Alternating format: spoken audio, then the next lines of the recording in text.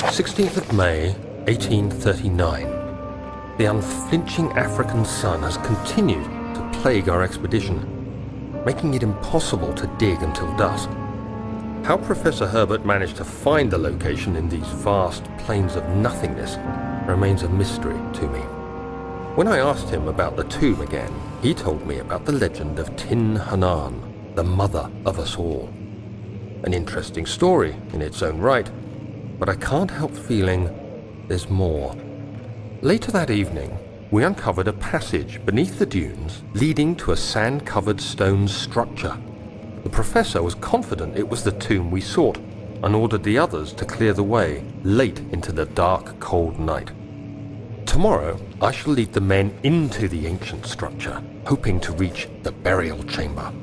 No matter what the professor is keeping from me, the dig should yield something interesting to take back to London and the British Museum.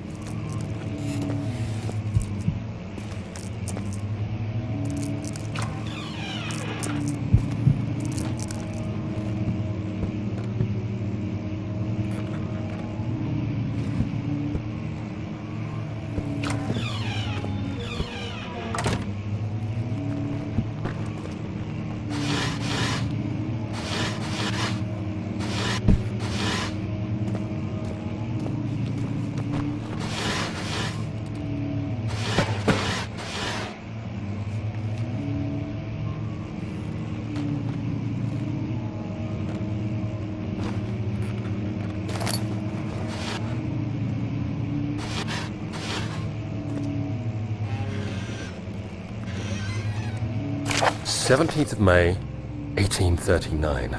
My hands tremble as I write. I feel a need to document my tribulation, for I fear that my memory will fail me if I linger. Today, I took some men and ventured into the dark, ancient passage we uncovered. Our torches burned faintly in the murky air as we slowly made our way underground. The men were superstitious and fearful. They argued loudly, and I felt their strange language getting to me. I mustered my strength and yelled at them to continue down the slopes and broken steps. The crudely carved passage confused me. It looked much older than the 4th century structure we had expected. The twisting path emerged into a great antechamber. The walls were lined with statues unlike any I'd ever seen. Despite their unearthly quality, I felt a strange familiarity toward them, which haunts me still. At the far end of the chamber, a great slab of stone sealed off whatever lay ahead. I gave the order to raise it, and as I pushed through the narrow space, the heavy stone suddenly dropped, sealing me inside. I was trapped.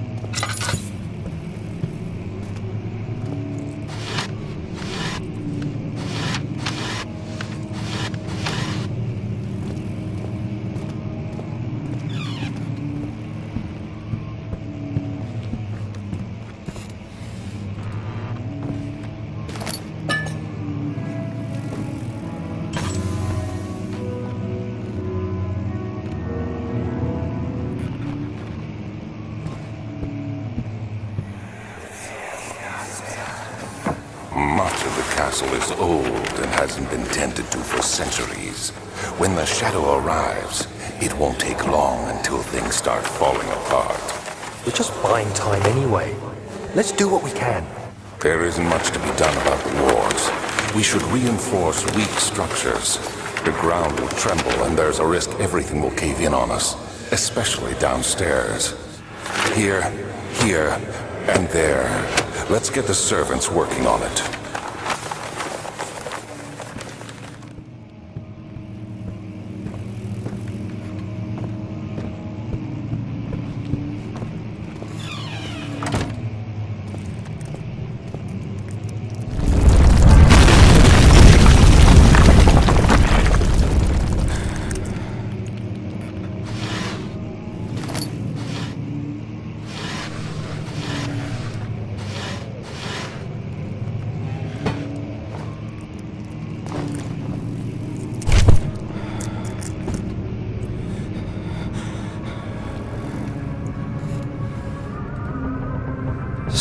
May 1839.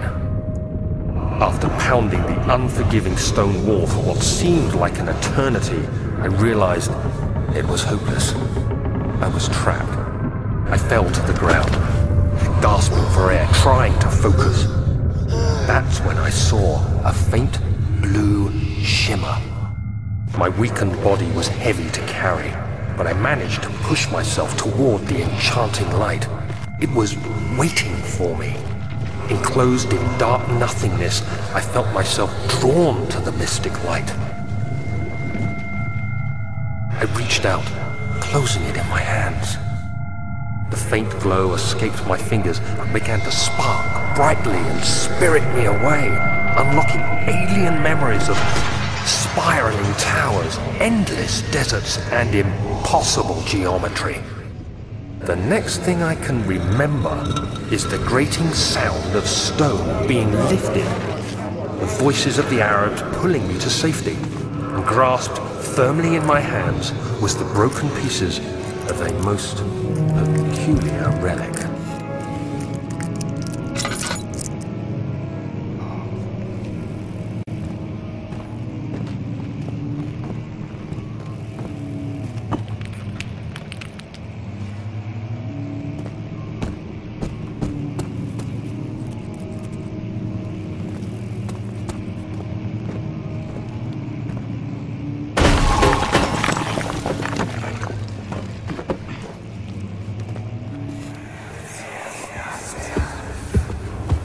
You have to be swift when you activate the first one.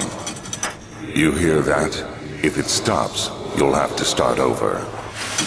Isn't all this a bit excessive? You can never be too careful, Daniel.